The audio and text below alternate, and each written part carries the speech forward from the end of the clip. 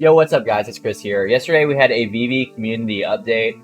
Every single time we have a community update, I try to condense it down to 5 minutes or less just to give you a quick recap of the highlights. Yesterday we did have some pretty important news come out, and that's basically what I'm going to be talking about in this video. While I'm not going to go over the entire update, you're able to go check it out here.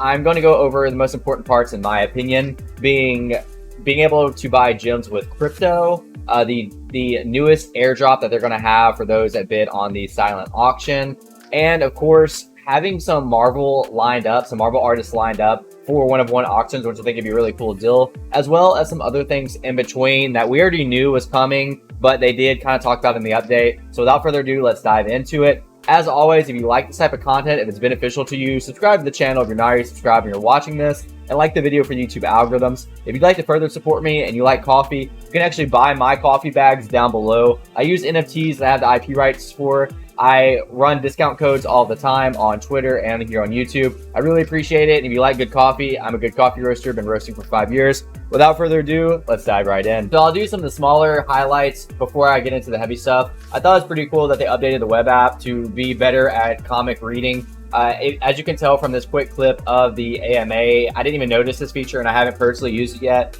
But for those that do enjoy comics, and I have actually started reading some of the comics, this is a pretty cool feature. They talked about things that we already know, but OUP is supposed to be in around the corner. MCP is finished with the first phase of it. If you don't know what these things are, you can check them out in my previous videos. And again, we knew these things were coming. Now, as they say that they are priorities for this quarter, they're not saying that, they're not giving hard deadlines, which I think is a good thing. They're saying these are things that we're working on right now, which hopefully like building in this bear market. They're not saying that we're going to finish it on this time right now in this video. Not going to debate what's been said in the past, but just saying for this particular community update. Besides that, they did give other good news. If you have multiple accounts, whether they be your kids' accounts that are too young to KYC, or just you had backup accounts or anything like that, they are working on merging all accounts. That way you can take those accounts and put them into yours. As far as separating yourself from the kids, what I personally think it's going to be is anyone who is eligible to KYC can condense all the accounts into that. Unfortunately, if your 12-year-old was going for drops and had their own account, I'm not entirely sure if they're going to continue to be able to do that. What my assumption is your 12-year-old's account will be merged with yours. That way you can have all the gems and all the access on that account. Because there is an age limit. So I do think this will affect kids, but ultimately being able to merge accounts is right around the corner. The next big thing that they mentioned in the AMA, which I think is huge, is crypto to gems. So this is exactly how it sounds. People will be able to use crypto to be able to buy gems. This will allow whales that want to enter the space, at least crypto whales, to be able to buy a large amount of gems at one time.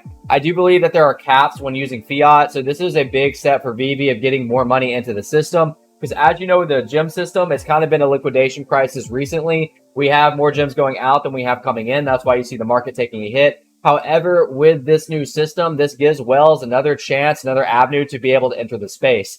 I will say just one pessimistic side, and write me down in the comments. Let me know down in the comments what you think.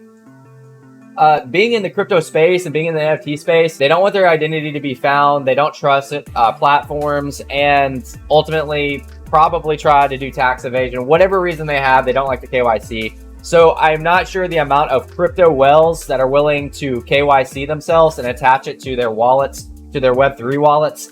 I'm not too sure how strong we're going to see that, or if that's going to be an issue. Only time will tell, but ultimately I'm not trying to be pessimistic. I do think that this is a good thing. Moving on to the Ron English airdrop. This airdrop is going to be those that did bid on the first auction for Ron English. I personally really like this art and resonate with this art. This art is the type of art that tends to sell better on other exchanges, but we'll just see as far as price goes. I believe there's going to be around 2,200 editions.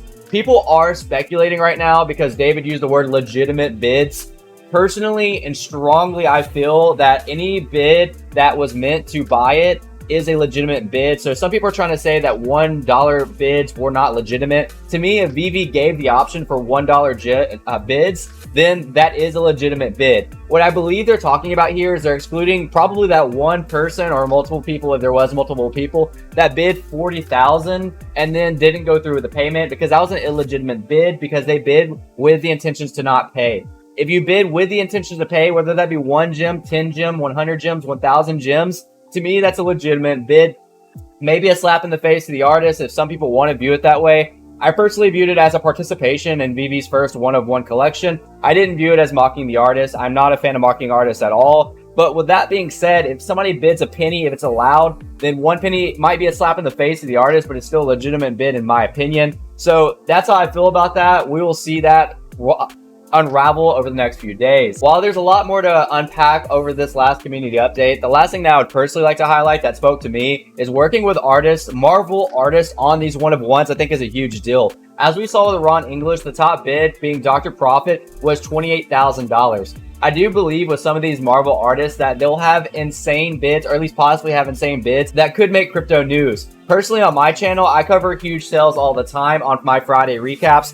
Last Friday, I talked about how the Pudgy Penguin sold for 400 ETH, which was around $630,000. Before that, I talked about the huge Bored Ape sale. So this could be Veve now, other content creators, other news outlets saying, wow, this Marvel one-of-one art sold as an NFT on the Veve platform and could be great for the platform. There are other cons to these huge sales, being the gems that are exiting the ecosystem.